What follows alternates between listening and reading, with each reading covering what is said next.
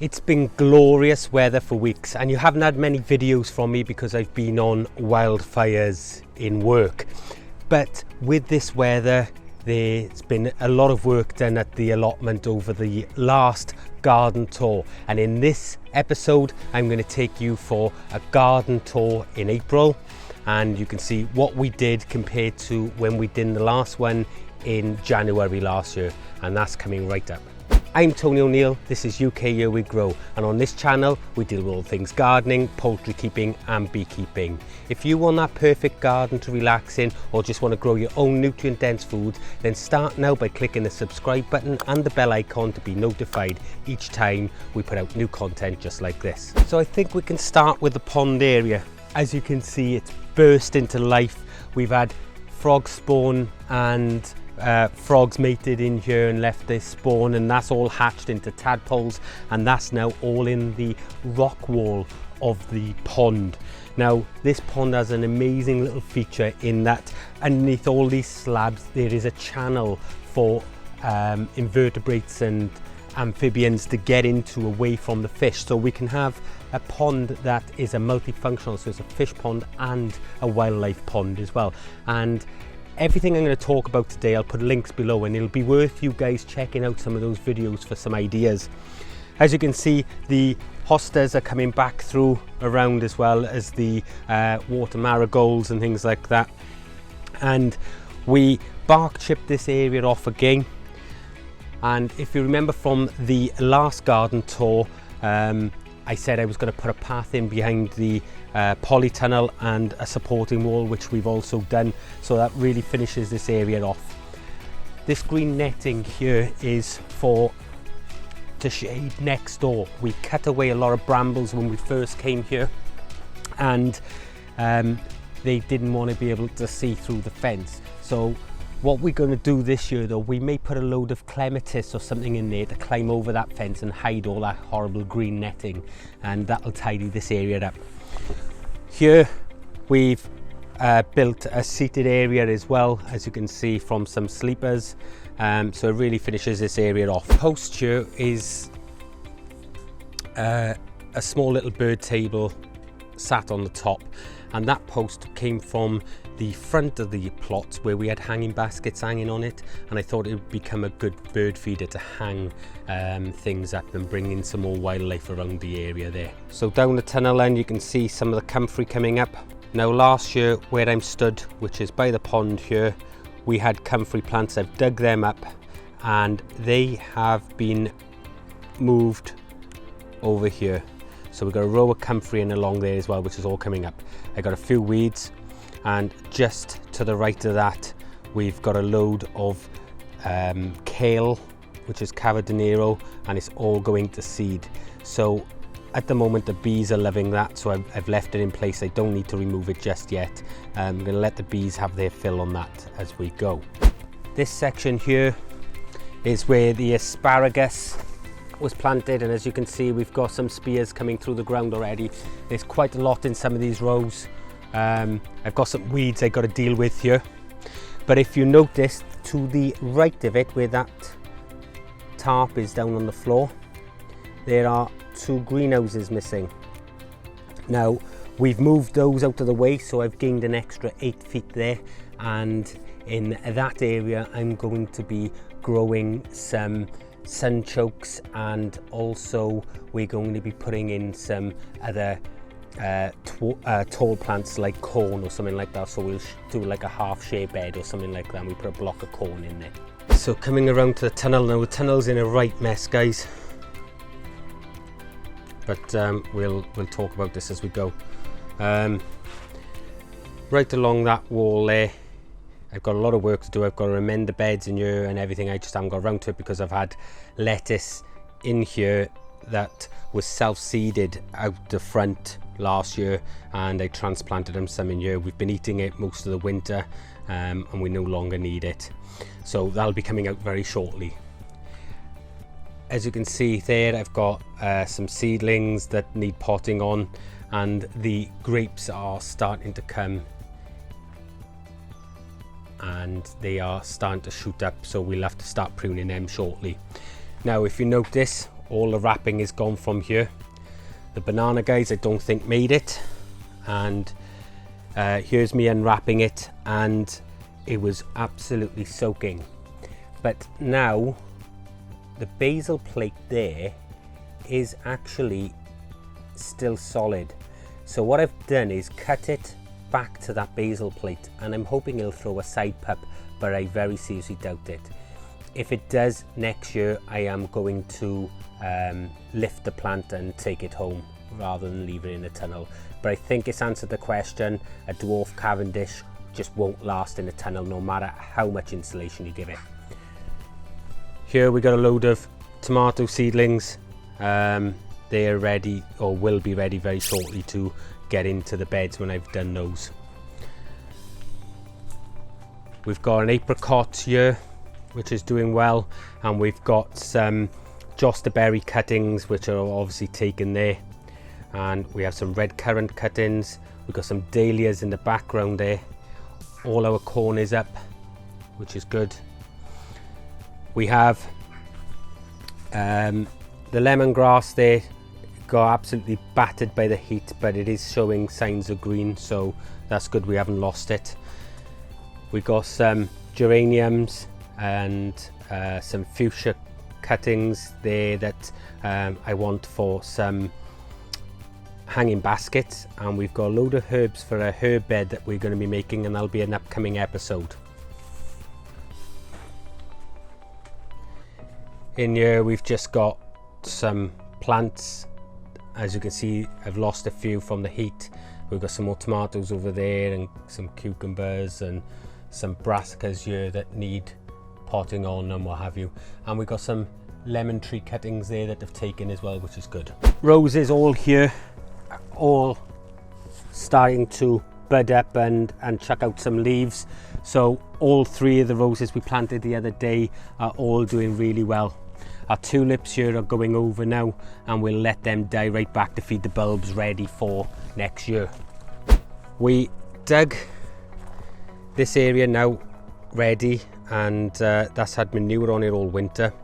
This area here I do need to just hoe off, and we're going to be putting some buckets of carrots and things along here. Eventually we will build a bed, but again that'll be a later episode. The strawberry plants we had off Liz Zorab are still there. I haven't done anything with those. The fig trees are all starting to bud up. The apple trees, the cherry trees, so they're all coming good as well, and we've still got some of the bulbs down here. The compost area is all doing really well. Leaf mold's looking really good in there. A few additions we have is this pear tree. Now there's a story behind this pear tree. This was my late granddad's pear tree in his garden. It had canker all over it and everything else, and as you can see I hacked it right back. It was planted at the old site and it didn't do very well. It got covered in moss and lichen and things like that, but as you can see it's thrown out all these new shoots and in a nice upright goblet position. So we've moved it here, and that's doing really well.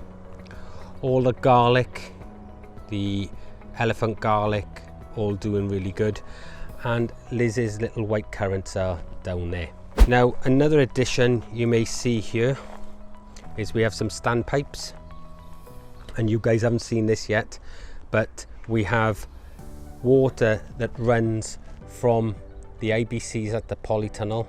It comes down via a small 12-volt pump, and it pumps water out to these. Now because this is lower than the IBCs, we can even just let it run on gravity if we needed to. The last video we spoke about the pergola, and since then I've planted the pergola up. We've put some clematis, some passion fruit and what have you in each corner, and right along as suggested I've planted in. I lost the original plants due to forgetting to open the polytunnel, so I've planted some new seed in along there for sweet peas. Along here we got a load of lettuce and some spring onions, and they're in the ground. We've got some broad beans and some multi-sown beetroot over here. and we put that in the ground the other day as well. Now, one thing about the weather we've been having is that the blossoms have been coming out really well, and as you can see, this espaliered apple tree has got absolutely stunning blossoms on it.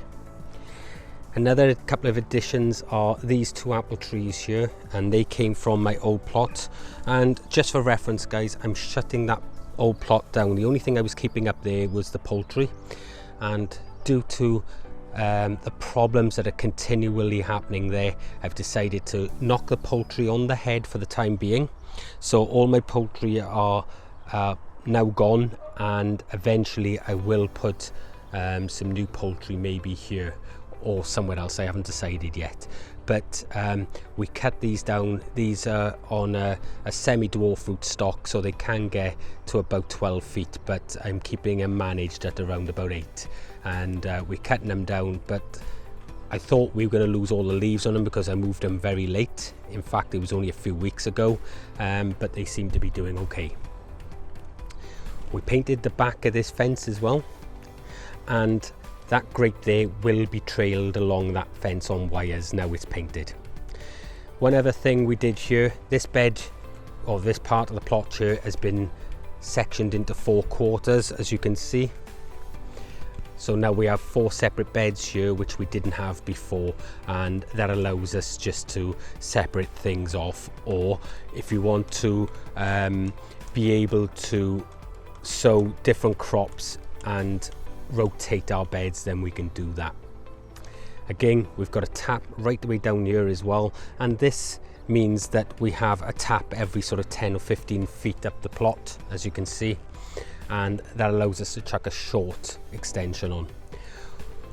Wurzel, when the site got broken into a few months ago, they couldn't get in my shed, so they decided to smash his nose off his face, so I had to rebuild his face. I got a bit more paint work to do on it, and I've ordered a new jacket for him because that rotted.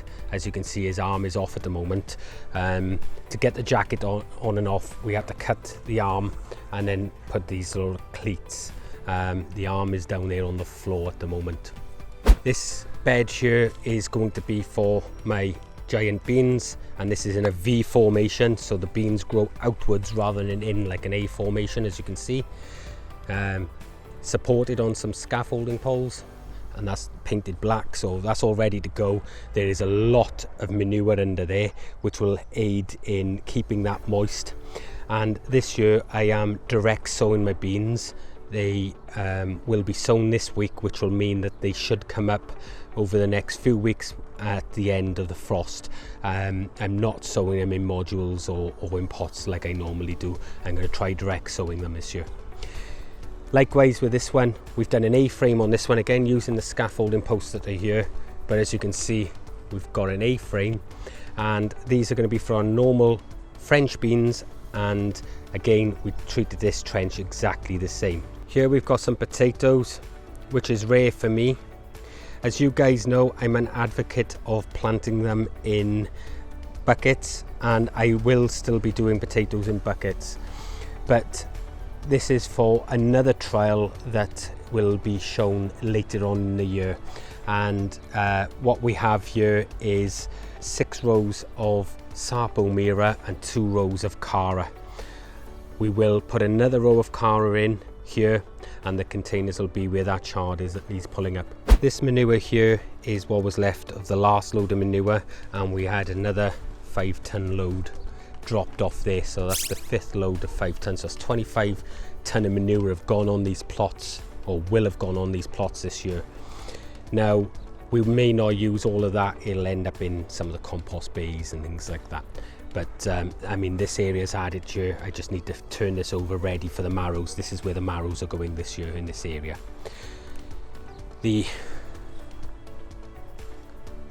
junk all along here is a set of compost bays that I'm going to be making up. I know what people are going to say about using treated pallets for compost. However, these will be wrapped in like a plastic that will prevent any leaching getting into the compost, and they are sat on a gravel bed, so if they do leach, it's going to go down into the gravel and not into the compost. The reason I'm using those is because they are much stronger than standard pallets and they will last me longer.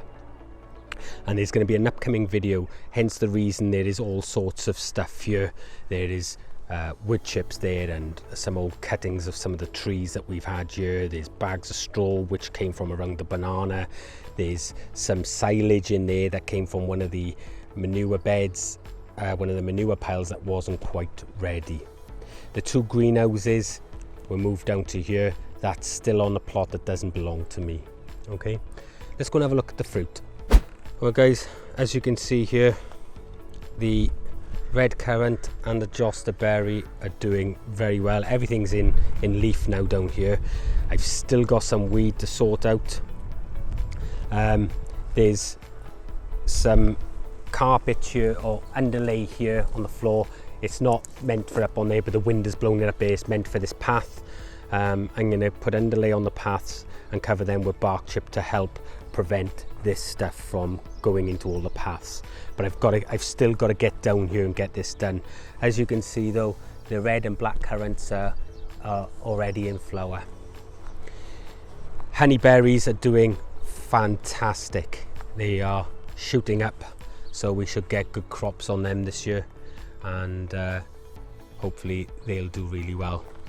Likewise with the blueberries, we'll have another good crop of blueberries this year.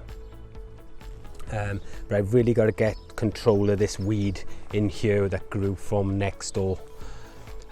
With all these plants being perennial, it's quite hard in order to get control of it, because it's not like I can turn it over with a fork or anything. And as I'm organic, I don't use any sort of organic pesticides or anything like that, or weed killers. Gooseberries all doing really well. Blackberries doing fantastic as well. I've got some strawberries in flower here, so they seem to be doing okay, and we've got some raspberries coming up along here as well. The only trees in flower down here at the moment are this one, and the pears were in flower a while ago, but it looks like they've dropped most of theirs now, so I'm wondering if there's any fruit set. But as you can see, these are the cordoned trees that we trained and we've done the pruning on last year. Again, I'll put links down below for you to see that, but you can see now where all the flower buds are, all the fruiting spurs are, so that is going to be perfect for later on this year. We'll continue to train the espalier along here and the fans along here, but we'll see how they go. Okay, so here are the flowers for the pears, and as you can see, it is dropping its flowers, but on the backs of them you can see little pears. So it looks like the bees did their job over the last week or two, and that we should get some good pears. Look at them here, one here, one here, one here. So hopefully we should get some good pears on these, and bearing in mind these are only 2-year-old trees, so they're all looking good. The plums haven't flowered yet that I'm aware of. Well, they must have, because there's one there. Again, you know, we've got a bit of work to do down here as far as weed in this bed goes as well. Well folks, that's it from the garden for this month as far as our tour goes. How is yours doing? Let me know in the comment section below. Now, we are set to have a lot of rain, so we should hopefully see the end of the wildfires that I've been dealing with, and the garden should really start taking off and we can start getting things out and filled and what have you. If you've enjoyed this video, guys, I've got loads coming up. We've got a big video on composting coming up, and a couple of other things. So if you haven't already, you can click the subscribe button here, and after you've done that, you can watch one of these videos here by continuing the journey. I'm Tony O'Neill, this is UK Here We Grow, and remember folks, you reap what you sow. I'll see you in the next one. Bye bye.